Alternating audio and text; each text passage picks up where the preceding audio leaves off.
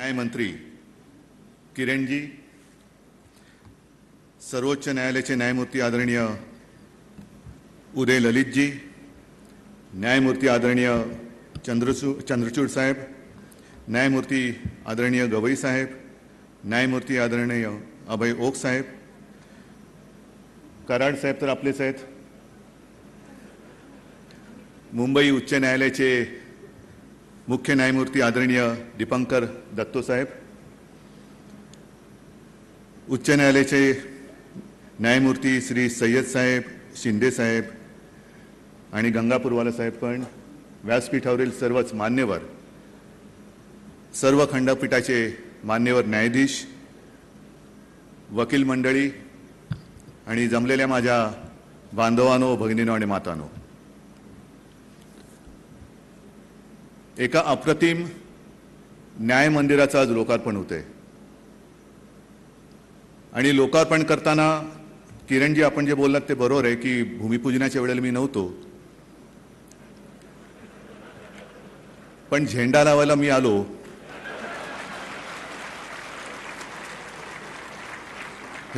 हा एक माझ्यासाठी भाग्याचा क्षण आहे.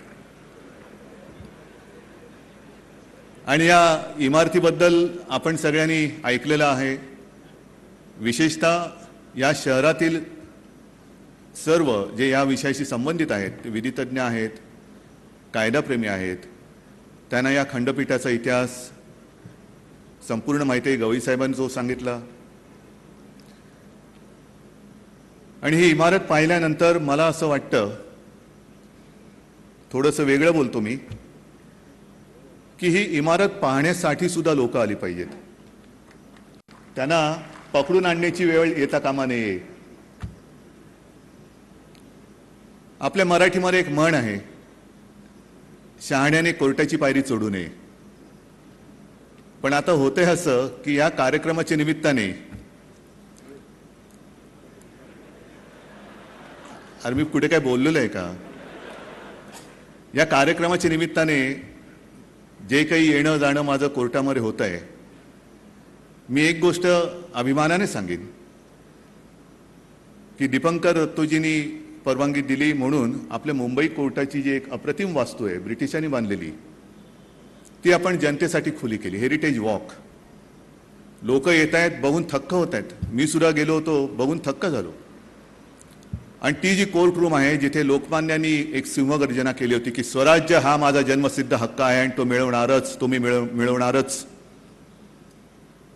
हे बघणं अजूनही गेल्यानंतर रोमांच उभे राहतात की काय घडलं असेल तेव्हा, कसं कोर्ट चाललं असेल, लोकमान्य काय बोलले असेल. एक धाडस पाहिजे.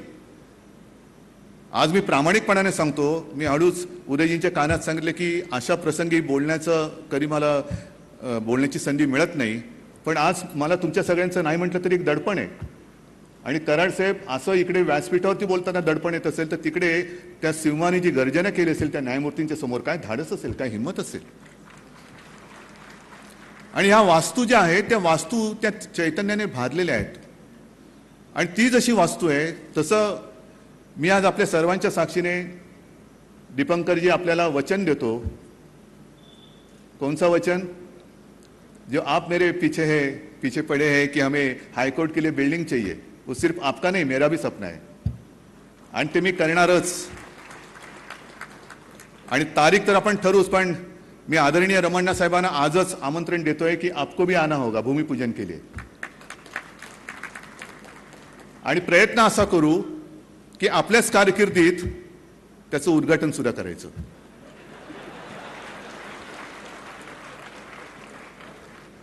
नाही, हे मी का म्हणतो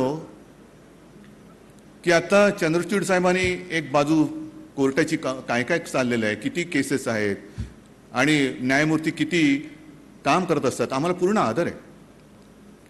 पण तरीसुद्धा अजूनही न्यायदान प्रक्रियेमध्ये जो काही विलंब होतोय, सर्वसामान्यांना ते भोगावं लागतंय. एक साधारणतः आपण म्हणतो कुठला तरी तो डायलॉग आहे, तारीख पे तारीख, त्याच्यामध्ये सर्वसामान्य पिचला जातोय. आणि आता ही न्यायदानाची जी काही सिस्टीम आहे ती गती पकडते, पण ती अधिक गतिमान होण्यासाठी सरकार म्हणून जे काही करता येणं शक्य आहे ते आम्ही केल्याशिवाय राहणार नाही. हे वचन आज मी तुम्हाला देतोय, ते वचन देतो मी तुम्हाला. याचं कारण असं की अनेकदा कोर्टामध्ये जाऊन जाऊन जाऊन आयुष्य निघून जातं, खर्च तर परवडत नाही. आणि हेही गोष्ट खरी आहे ज्याचा उल्लेख आपण केला की 58 सालापासून एक अॅक्यूज ॲब्स्कॉन्डिंग आहे. चंद्रचूड साहेब आमच्याकडे तक्रारदारच गायब आहे, तरी पण केस चालू आहे. तक्रारदार गायब, आरोप करून पळून गेला, कुठे गेला कोणाला माहित नाही, पण आरोप केलेत ना मग खणून काढ, खणलं जातंय, चौकशा सुरू आहेत, धाडसत्र सुरू आहे. पण ही जी काही पद्धत आहे हिला कुठेतरी एक चौकट आणण्याचीच गरज आहे. आणि ज्याचा उल्लेख किरणजी आपण केलात हे खरं आहे की ही एकट्या दुकट्याची जबाबदारी नाही आहे. न्यायदान ही केवळ न्यायालयाची जबाबदारी नाही, ही आपल्या सगळ्यांची आहे. टीमवर्क आहे, टीमवर्क. आणि आपल्याकडे आपल्या देशामध्ये जगातली सर्वात मोठी किंवा जगातली सर्वात मोठ्या लोकशाहीपैकी एक आपल्या देशातली लोकशाही आहे. ही लोकशाही काय आहे? जसं हे छप्पर आहे, हे छप्पराला सुद्धा कितीतरी खांब आहेत. या प्रत्येक खांबाचं कर्तव्य आहे की त्यांनी छत पेलायचं, आणि ते छत त्यांनी पेललंय म्हणून आज आपण इकडे कडाक्याचं ऊन असलं तरी सावलीमध्ये पंख्याची हवा घेत व्यवस्थित बसू शकतो. आणि तीच जबाबदारी आपली आहे. आपण जे म्हणतो की कार्यकारी यंत्रणा, कायदे मंडळ, न्यायपालिका आणि एक चौथा जो स्तंभ आहे तो प्रसिद्धी माध्यम, प्रसार माध्यम. ह्या चारही स्तंभांना हा लोकशाही पेलण्याचं हे कर्तव्य करायचं आहे. गोवर्धन आहे हा मोठा, लोकशाहीचं गोवर्धन आहे. आणि असं म्हणतात त्यावेळेला श्रीकृष्णाने आपल्या करंगळीवरती गोवर्धन उचलला होता, पण त्याचे सगळे जे गोपी होते, सवंगडी होते, त्यांनी आपापल्या परीने आपापल्या काठ्या या उचलून त्याच्या खाली धरल्या होत्या, आणि त्यांच्या सगळ्यांच्या एकत्रित ताकदीवरती तो गोवर्धन उचलला गेला, आणि ते जे काही संकट होतं ते दूर गेलं. मग आज आपल्याला हेच काम करायचंय. आपण हे चारही स्तंभ, या स्तंभांवरती एक जबाबदारी आहे.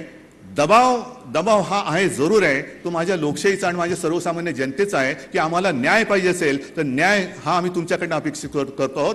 तुमचं कर्तव्य आहे आम्हाला न्याय द्या. आणि मला दुसरा कोणताही दबाव, मला नाही वाटत एवढे काही आपले स्तंभ कमकुवत झालेले आहेत की कोणत्याही दबावाने ते स्तंभ कोलमडून पडतील. कारण यातले एक जरी स्तंभ कोलमडला तरी अख्खं लोकशाहीचं छप्पर कोसळून पडेल. आणि मग जे काय होईल ते मग किती खांब लावले तरी मला ते पुन्हा उभा करता येईल असं मला वाटत नाहीये. मी एक गोष्ट समाधानाने सांगू इच्छितो की ज्या काही गोष्टी न्यायदानासाठी, न्याय प्रक्रियेसाठी सरकार म्हणून करता येणं शक्य आहे ते मी करणार असं बोललोय. म्हणजे काय करणार नेमकं? काही काही छोट्या छोट्या गोष्टी आहेत. अजूनही आपल्या काही गावांमध्ये, खेड्यांमध्ये पोलीस स्टेशन्स नाही आहेत.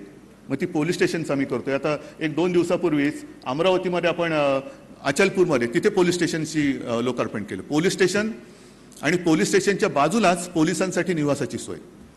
नाहीतर पोलीस पण असाच आहे, 24 तास ड्युटी ड्युटी ड्युटी. घरी जायचं कधी आणि परतायचं कधी? घरी येण्या जाण्यामध्ये जर का त्याचं आयुष्य जायला लागलं तर तो ताजा तवाना होऊन जनतेच्या सेवेसाठी पुन्हा उभा राहणार कधी?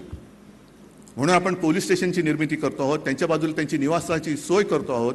एवढंच नाही तर आणखीन एक महत्त्वाची गोष्ट मी सांगेन, अभिमानाने सांगेन की अनेक पोलीस हवालदार निवृत्त होईपर्यंत हवालदारच राहतात.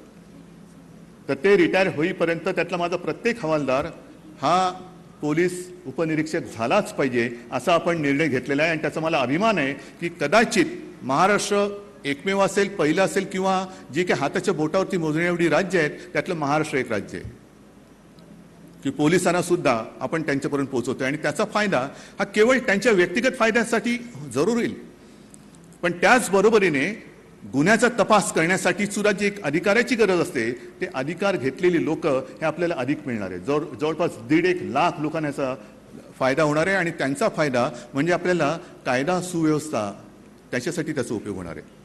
ह्या काही गोष्टी आपण करतो आहोत. हे गेले 2-3 दिवस, म्हणजे हा निर्णय आपण गेल्या दसऱ्याच्या दिवशी घेतला. गेले 2-3 दिवस माझं तर याच विषयामध्ये माझे कार्यक्रम चाललेले आहेत. आज आपल्यासमोर आलोय, कालच 3 DNA लॅब, मग ती फोरेन्सिक असेल, त्याच्यानंतर वाईल्ड लाईफ. गौरीसाहेब, विदर्भामध्ये आपल्यालाही कल्पना आहे, सगळ्यांनाच कल्पना आहे की अवैध शिकारी या खूप होतात. मग त्यांचं DNA टेस्टिंग, मग ती लॅब आपण नागपूरमध्ये सुरू केलेली आहे. म्हणजे ही देशातली तिसरी लॅब आहे. डेहराडून, हैदराबाद आणि त्याच्यानंतर नागपूर. आणि काल 3 फॉरेन्सिक लॅबचं आपण एक लोकार्पण केलेलं आहे. तर अशा ह्या काही गोष्टी आपण करतो. महिलांवरती अत्याचार हा एक मोठा विषय सध्या आपल्या देशामध्ये फार भयानक पद्धतीने दिसू लागलेला आहे. आणि त्याच्यात सुद्धा आपण जे काही बघतो आहोत की काही वेळेला ज्या महिला दुर्दैवाने त्यांना रात्री राहायला जागा नसते, असहाय्य असतात, बेघर असतात, मग त्या फुटपाथवर कुठेतरी झोपतात, कुठेतरी आडोशाला झोपतात आणि मग ते नरभक्षक किंवा नराधमांच्या त्या वासनाकांडाला बळी पडतात. मग करायचं काय? आणि म्हणून आपण सुरुवात केलेली आहे, मुंबईमध्ये सुरुवात केलेली आहे की अशा ज्या काही माझ्या माता भगिनी ज्यांना घरच नाही आहे, छप्परच नाही आहे, त्यांच्यासाठी सुद्धा एक निवाऱ्याची सोय आपण मुंबईमध्ये ती सुरू केलेली आहे. या अशा काही गोष्टी करतोय. हां, गुन्हा घडल्यानंतर लवकरात लवकर न्याय मिळालाच पाहिजे, बरोबर आहे. पण तो गुन्हा घडूच नये याच्यासाठी सुद्धा आपण प्रयत्न केले पाहिजेत. गुन्हा घडताच कामा नये. समाजच आपला असा असला पाहिजे की मी म्हणेन, थोडंसं कदाचित चुकीचं वाटेल, पण मी म्हणेन की कोर्ट ही रिकामी पडली पाहिजेत. सॉरी रमणा साहेब, मैं कुछ अलग बोल रहा हूं, लेकिन मेरा कहने का मतलब यह है की समाज एवढा सुधारला पाहिजे की गुन्हेगारी प्रवृत्ती आहे तीच आपल्यातून नाहीशी झाली पाहिजे. असा काहीतरी एक समाज आपण बनवू शकतो की नाही, हे मोठं खरं आव्हान आहे. हे एक मोठं आव्हान आहे. आणि त्याही दिशेने आपण 4 स्तंभांनी एकत्रित येऊन विचार करण्याची गरज आहे. मगाचपासून काही वेळेला उल्लेख झाला की आपल्या हा स्वातंत्र्याचा अमृत महोत्सवी हे वर्ष आहे. अमृत महोत्सव म्हणजे 75 वर्ष आपल्या देशाच्या स्वातंत्र्याला या येत्या 15 ऑगस्टला होणार. 75 वर्ष हा मोठा काळ आहे, हा थोडका काळ नाही आहे. पिढ्या जातात त्याच्यामध्ये आणि पिढ्या गेलेल्या आहेत. आज सुद्धा काही मोजकी लोक राहिली असतील जे स्वातंत्र्य सैनिक, ज्यांनी त्या स्वातंत्र्याच्या लढ्यामध्ये भाग घेतला होता आणि त्याग केला होता, अशी काही मोजकी लोक राहिली आहेत. नाहीतर ती पिढी सुद्धा संपून गेलेली आहे. आणि आता आमची पिढी, पुढची पिढी, ही त्याच्या पुढची पिढी ही आलेली आहे. अमृत महोत्सव झाला, मग आपण चांगला सिम्बॉल त्याचा केलेला आहे. आणखीन काही कार्यक्रम आपण करणार.